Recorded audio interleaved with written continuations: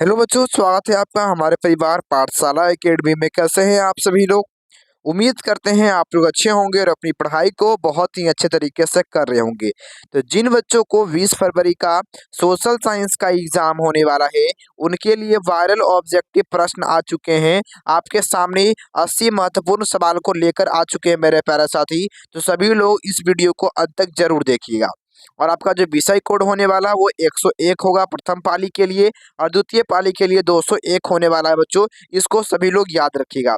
और आपका जो सेट कोड होगा वो ए होने वाला है बच्चों। तो चलिए हम लोग जल्दी से ऑब्जेक्टिव प्रश्न को जल्दी से देखते हैं मेरे प्यारे बच्चों। आगे बढ़ते हैं मेरे प्यारे बच्चों। तो पहला सवाल आपके सामने आ चुका है। पहला है बाबू, क्लास 10th का सोशल साइंस हम लोग पढ़ रहे हैं मेरे प्यारे बच्चे। सभी लोग ध्यान देंगे।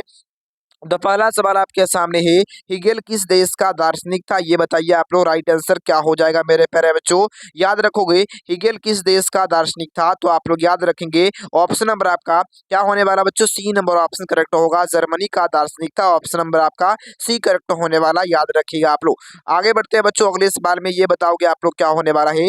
अगला सवाल है मेरे प्यारे बच्चों, ये बताओगे आप लोग जल्दी से। कहता है अगला सवाल मेरे प्यारे बच्चे कि गांधी जी ने किस गोलमेज सम्मेलन में भाग लिया था?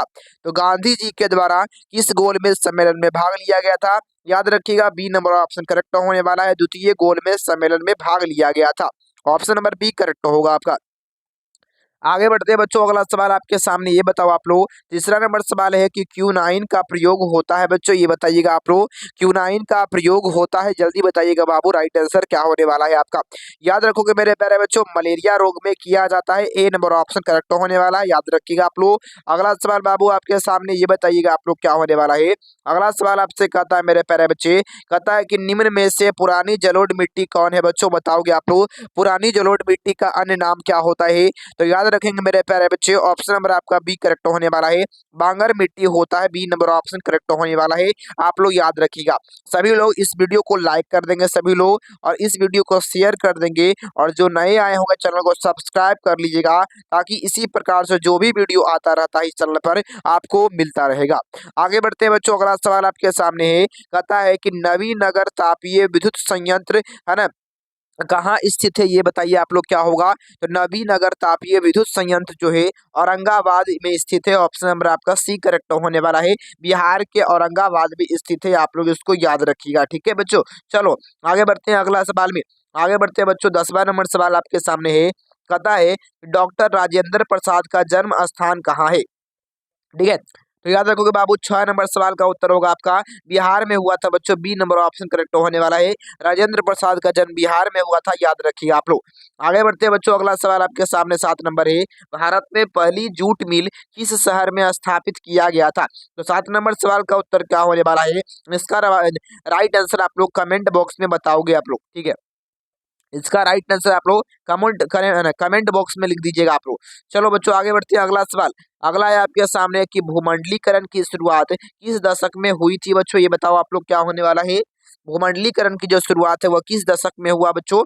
याद रखोगे आप लोग। 8 नंबर सवाल का उत्तर होगा आपका 1990 के दशक में। ए नंबर ऑप्शन करेक्ट होने वाला है। 1990 के दशक में हुआ था, याद रखिएगा आप लोग। आगे बढ़ते हैं बच्चों, अगला सवाल आपके सामने है। निम्न में से कौन है ना पंचायती राज व्यवस्था का दूसरा स्तर होता है? 9 नंबर सवाल आपके सामने है बच्चों। तो पंचायती राज व्यवस्था का दूसरा स्तर कौन होता है? पंचायत समिति होता है। आप लोग इसको याद रखोगे बाबू, पंचायत समिति होता है। C number option. आगे बढ़ते हैं, अगला सवाल आपके सामने है। 10 नंबर सवाल बाबू आपके सामने है। कहता है कि है ना 1871 में कौन सी संधि हुई थी? 1871 में कौन सी संधि हुई थी बच्चों? याद रखोगे फ्रैंकफर्ट की संधि हुई थी। ए नंबर ऑप्शन करेक्ट हो जाएगा आपका। फ्रैंकफर्ट की संधि हुई थी, याद रखिएगा आप लोग। आगे बढ़ते हैं मेरे प्यारे बच्चों, अगला सवाल आपके सामने कहता है। 11 नंबर कहता है कि बिहार में पंचायती राज संस्थाओं में महिलाओं को कितना % आरक्षण मिलता है? ये बताइए आप लोग क्या होगा। 11 नंबर सवाल का उत्तर क्या हो जाएगा आपका? आप कहेंगे 50% आरक्षण मिलता है। ऑप्शन नंबर आपका ए करेक्ट होगा, याद रखिएगा। 11 का ए नंबर ऑप्शन सही होने वाला है। आगे बढ़ते हैं बच्चों, अगला सवाल आपके सामने है। 12 नंबर कहता है निम्न तलीय जल जमाव वाले क्षेत्र को क्या कहा जाता है? तो निम्न तलीय जल जमाव वाले क्षेत्र को वेटलैंड कहा जाता है। ए नंबर ऑप्शन आप लोग इसको याद रखोगे बाबू। ए नंबर ऑप्शन करेक्ट होगा आपका।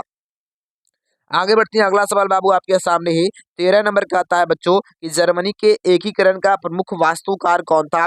जर्मनी के एकीकरण का प्रमुख वास्तुकार कौन था बच्चों, याद रखोगे विस्मार्क था। ऑप्शन नंबर आपका डी करेक्ट होने वाला है, विस्मार्क था, याद रखिएगा डी नंबर ऑप्शन करेक्ट हो जाएगा, याद रखिएगा आप लोग। आगे बढ़ते हैं बच्चों, अगला सवाल आपके सामने है, बताइएगा आप लोग क्या होगा। 17 नंबर सवाल है, 14 नंबर है, तूतीकोरिन पत्तन किस राज्य में स्थित है। तूतीकोरिन जो पत्तन है वह किस राज्य में स्थित है, याद रखोगे आप लोग तमिलनाडु में स्थित है बच्चों, सी नंबर ऑप्शन करेक्ट होने वाला है। आगे बढ़ते हैं, अगला सवाल आपके सामने है, 15 नंबर सवाल है, स्वर्णिम चतुर्भुज योजना महामार्ग इनमें से किस शहर को नहीं जोड़ता है। 15 नंबर सवाल है, तो 15 नंबर सवाल का उत्तर क्या होगा आपका, गुवाहाटी शहर को नहीं जोड़ता है, बी नंबर ऑप्शन करेक्ट होने वाला है, गुवाहाटी को नहीं जोड़ता है। आगे बढ़ते हैं बच्चों, अगला सवाल आपके सामने है, बताइएगा आप लोग। अगला है 16 नंबर, गांधी जी ने भारत में सत्याग्रह का पहला प्रयोग कहाँ किया था। तो गांधी जी के द्वारा सत्याग्रह का पहला प्रयोग कहाँ किया गया था, याद रखिएगा बच्चों, ऑप्शन नंबर आपका ए करेक्ट होने वाला है, चंपारण में किया गया था, ए नंबर ऑप्शन करेक्ट होगा आपका। आगे बढ़ते हैं बच्चों, अगला सवाल आपके सामने 17 नंबर का आता है, अखिल भारतीय किसान सभा का जो गठन है कहाँ और कब हुआ था, ये बताइएगा आप लोग क्या होगा। तो अखिल भारतीय किसान सभा का जो गठन है, याद रखिएगा सी नंबर ऑप्शन करेक्ट होने वाला है, लखनऊ 1936 में हुआ था, सी नंबर ऑप्शन करेक्ट होगा, याद रखिएगा आप लोग। अगला सवाल बाबू आपके सामने है, अगला सवाल है 10 नंबर 18 नंबर सवाल है आपके सामने, निम्नलिखित में से किसे है ना किसने पटना का नाम अजीमाबाद किया था बच्चों। आप सभी कहेंगे 18 नंबर सवाल का उत्तर क्या होगा, आप कहेंगे अजीमुस शाह के द्वारा किया गया था, अजीमुस शाह के द्वारा किया गया था, डी नंबर ऑप्शन याद रखिएगा आप लोग। आगे बढ़ते हैं बच्चों, अगला सवाल आपके सामने है, 19 नंबर सवाल है, नरोत्तम सिंहानु कहाँ के शासक थे। 19 नंबर सवाल बोलो बाबू क्या होगा, तो याद रखोगे नरोत्तम जो सिंहानु थे वो कहाँ के शासक थे, आप लोग कहेंगे कंबोडिया के शासक थे, ऑप्शन नंबर सी करेक्ट होने वाला है, याद रखिएगा आप लोग।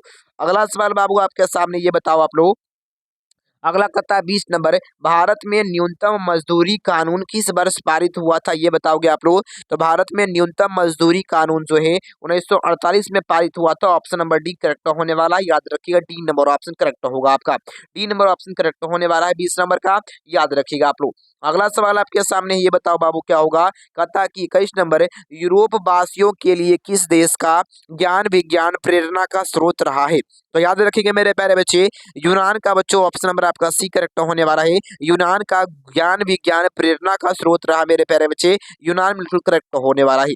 आगे बढ़ते हैं, अगला सवाल आपके सामने कहता है कि राष्ट्रवाद की अवधारणा का जन्म किस घटना से माना जाता है। तो याद रखोगे मेरे प्यारे बच्चों, राष्ट्रवाद की अवधारणा का जन्म पुनर्जागरण से माना जाता है, ए नंबर ऑप्शन करेक्ट होने वाला है, पुनर्जागरण से माना जाता है। आगे बढ़ते हैं बच्चों, अगला सवाल आपके सामने है, बताओगे मेटरनिक कौन था बच्चों, ये बताइएगा आप लोग, राइट आंसर क्या होने वाला है। जो भी नए बच्चे आए हैं चैनल को सब्सक्राइब कर लेंगे ताकि इसी प्रकार से वायरल ऑब्जेक्टिव प्रश्न आपको कराते रहेंगे। अगला सवाल है, मेटरनिक कौन था मेरे प्यारे बच्चे, आप कहेंगे ऑस्ट्रेलिया का चांसलर था, ए नंबर ऑप्शन करेक्ट होने वाला है, याद रखिएगा आप लोग। आगे बढ़ते हैं बच्चों, अगला सवाल आपके सामने है, अगला कहता है महात्मा गांधी को चंपारण आने का निमंत्रण किसने दिया बच्चों, ये बताओगे आप लोग क्या होगा। तो याद रखेंगे मेरे प्यारे बच्चे, महात्मा गांधी को चंपारण आने का निमंत्रण है राजकुमार शुक्ल के द्वारा दिया गया था, सी नंबर ऑप्शन करेक्ट होगा, याद रखिएगा आप लोग। अगला सवाल बाबू आपके सामने है, कहता है कि लखनऊ समझौता किस वर्ष हुआ था, ये बताओ बाबू क्या होने वाला है, राइट आंसर आपका, याद रखोगे 25 नंबर सवाल का उत्तर क्या होगा आपका, याद रखिएगा 1916 में लखनऊ समझौता हुआ था, याद रखिएगा आप लोग। आपसे मेरे प्यारे बच्चे पूछता है रंपा विद्रोह कब हुआ था, आप कहेंगे 1916 में हुआ था, ये भी याद रखोगे। मोपला विद्रोह कब हुआ था मेरे प्यारे बच्चे, मोपला विद्रोह कब हुआ था, आप लोग इसको भी याद रखेंगे 1816 1916 में ही हुआ था बच्चों, ये भी आप लोग इसको याद रखिएगा। अगला सवाल आपके सामने, ये बताओ बाबू क्या होने वाला है ना, है ना। अगला है 26 नंबर की भारत का डाक विभाग कितने जोनों में विभाजित है बच्चों, ये बताइएगा आप लोग। तो 26 नंबर सवाल का उत्तर क्या होने वाला है, तो भारत का जो डाक विभाग है उसको हम लोग है ना कितने भागों में बांटे हुए हैं बच्चों, तो 8 भागों में, ए नंबर ऑप्शन करेक्ट होने वाला है, आप लोग इसको याद रखिएगा।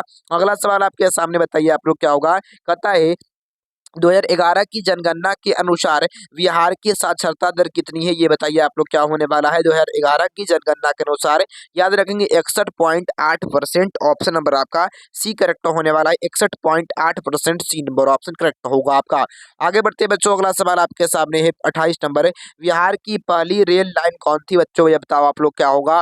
बिहार की पहली रेल लाइन कौन थी, याद रखेंगे आप लोग East India Railway, B number option correct होने वाला है, East India Railway, V number option correct होने वाला, याद रखिएगा मेरे प्यारे बच्चों। अगला सवाल आपके सामने ये बताओ बाबू क्या होने वाला है आपका।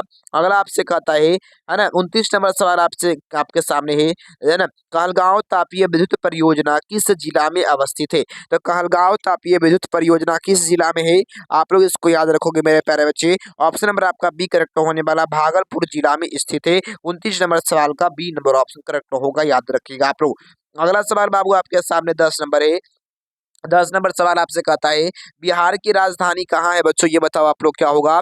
आप लोग इसको याद रखिएगा, बिहार की राजधानी पटना है बच्चों, बी नंबर ऑप्शन करेक्ट होने वाला है, आप लोग इसको याद रखिएगा। आगे बढ़ते हैं मेरे प्यारे बच्चे, अगला सवाल आपके सामने है तिनकटिया प्रणाली किन पर लागू थी बच्चों, ये बताओगे आप लोग क्या होगा। तो याद रखेंगे तिनकटिया जो प्रणाली था, 31 नंबर सवाल का उत्तर क्या होगा, किसानों पर लागू था, ए नंबर ऑप्शन करेक्ट होने वाला है, याद रखिएगा आप लोग। आगे बढ़ते हैं बच्चों, अगला सवाल आपके सामने है 32 नंबर का था इनमें से कौन चिपको आंदोलन से संबंधित है। तो चिपको आंदोलन से कौन संबंधित है, याद रखिएगा आप लोग। ऑप्शन नंबर सी करेक्ट होने वाला आपका सुंदरलाल बहुगुणा, ऑप्शन नंबर आपका सी करेक्ट होने वाला बच्चों, सुंदरलाल बहुगुणा संबंधित है, याद रखिएगा आप लोग। अगला सवाल आपके सामने ये बताओ बाबू क्या होगा, पता कि सुंदरबन किस राज्य में स्थित है। तो याद रखिएगा आप लोग, सुंदरबन जो है वो याद रखेंगे पश्चिम बंगाल में स्थित है, ए नंबर ऑप्शन करेक्ट होने वाला, याद रखिएगा आप लोग। आगे बोलता है बाबू अगला सवाल आपके सामने ये बोलिएगा इनमें से कौन लोहा का अयस्क है मेरे प्यारे भाई, ये बताओगे आप लोग। तो लोहा का अयस्क कौन हो जाएगा आपका, आप कहेंगे बॉक्साइट होता है, बी नंबर ऑप्शन करेक्ट होने वाला, याद रखिएगा आप लोग। आगे बढ़ते हैं बच्चों, अगला सवाल आपके सामने है सबसे घटिया कोयला कौन होता है, ये बताओ आप लोग। 35 का उत्तर क्या होगा आपका, याद रखोगे बाबू, सबसे घटिया जो कोयला होता है वो पीट कोयला होता है, डी नंबर ऑप्शन करेक्ट होने वाला, याद रखोगे आप लोग। अगला सवाल बताओ बाबू क्या होने वाला आपका। 36 नंबर का आता है निम्नांकित में से किस खनिज के साथ प्राकृतिक गैस पाया जाता है। तो किस खनिज के साथ प्राकृतिक गैस पाया जाता है मेरे प्यारे बच्चे, आप लोग इसको याद रखिएगा आप लोग, ठीक है। ये तो किसके साथ, तो पेट्रोलियम के साथ, सी नंबर ऑप्शन करेक्ट होने वाला है, आप लोग इसको याद रखिएगा। अगला सवाल है मेरे प्यारे बच्चों, बताओगे आप लोग क्या होने वाला है। अगला सवाल आपसे कहता है कि गोविंद सागर कृत्रिम जलाशय संबंधित है।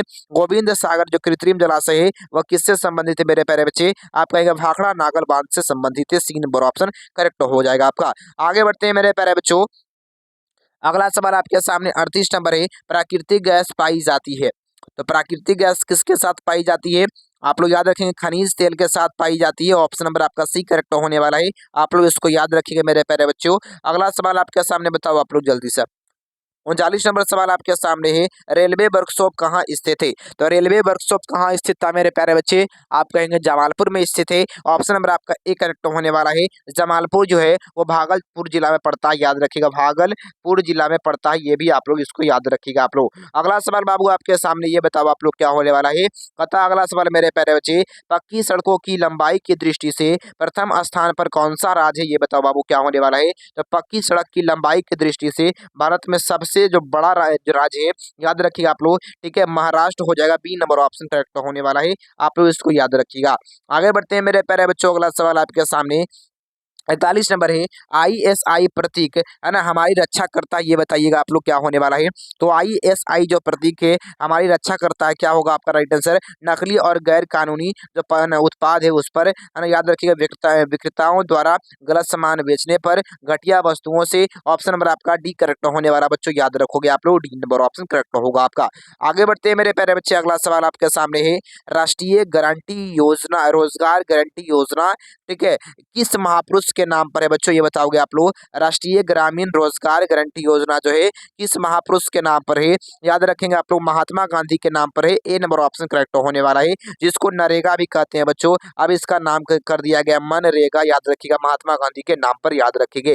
आगे बढ़ते हैं, अगला सवाल आपके सामने बच्चों, बताओगे आप लोग। पता है ना कि प्रत्यक्ष कर के अंतर्गत निम्न में से किसे शामिल किया गया है बच्चों, ये बताओगे आप लोग। तो प्रत्यक्ष कर के अंतर्गत आय कर को बच्चों इनकम पर टैक्स लगता है, जो प्रत्यक्ष कर लगता है बच्चों इनकम टैक्स, याद रखोगे आप लोग, ऑप्शन नंबर आपका ए करेक्ट होने वाला है, आय कर हो जाएगा। आगे बढ़ते हैं बच्चों, अगला सवाल आपके सामने कहता है अगला कहता है कि निम्न में से कौन प्राथमिक क्षेत्र है बच्चों, बताओगे आप लोग। देखो प्राथमिक क्षेत्र किसको बोलते हैं मेरे प्यारे बच्चे, तो आप लोग इसको याद रखिएगा, फर्स्ट के बारे में जब भी बात करेगा हम लोग बोलते हैं कृषि क्षेत्र को मेरे प्यारे बच्चे, जब भी सेकंड के बारे में बात करेगा आप कहेंगे क्या बोलिएगा बाबू, उद्योग क्षेत्र को याद रखिएगा आप लोग। और तीसरा आपसे कहेगा, थर्ड बारे में कहेगा तो याद रखिएगा सेवा क्षेत्र को कहा जाता है, याद रखिएगा आप लोग। तो इसमें हो जाएगा बच्चों कृषि क्षेत्र, बी नंबर ऑप्शन करेक्ट होने वाला है, आप लोग इसको याद रखिएगा। आगे बढ़ते हैं मेरे प्यारे बच्चों, अगला सवाल आपके सामने कहता है कृषि सुखाड़ होता है बच्चों, ये बताओगे आप लोग। कृषि सुखाड़ होता है तो याद रखिएगा आप लोग बी नंबर ऑप्शन करेक्ट होने वाला है, मिट्टी के नमी के अभाव के कारण बी नंबर ऑप्शन करेक्ट होने वाला है। आगे बढ़ते हैं मेरे प्यारे बच्चों, अगला सवाल आपके सामने ये बताओगे आप लोग, कहता कि विनिमय का सर्वोत्तम माध्यम क्या है मेरे प्यारे बच्चे। 46 नंबर सवाल का उत्तर बताइए आप लोग क्या होगा। आप कहेंगे मुद्रा होता है, ऑप्शन नंबर आपका है ना सी करेक्ट होने वाला, याद रखिएगा आप लोग। आगे बढ़ते हैं मेरे प्यारे बच्चों, अगला सवाल आपके सामने ये बताओगे आप लोग। पता है अगला सवाल मेरे प्यारे बच्चों, है ना, पता है मुद्रा का कार्य क्या होता है मेरे प्यारे बच्चे, ये बताओगे आप लोग क्या होने वाला है। तो मुद्रा का तो एक ही काम है मेरे प्यारे बच्चे कि सबका भला करना, ऑप्शन नंबर डी करेक्ट होने वाला है। मूल का मापन करना, मूल का संचय करना और विलंबित भुगतान को देना बच्चों, याद रखिएगा आप लोग।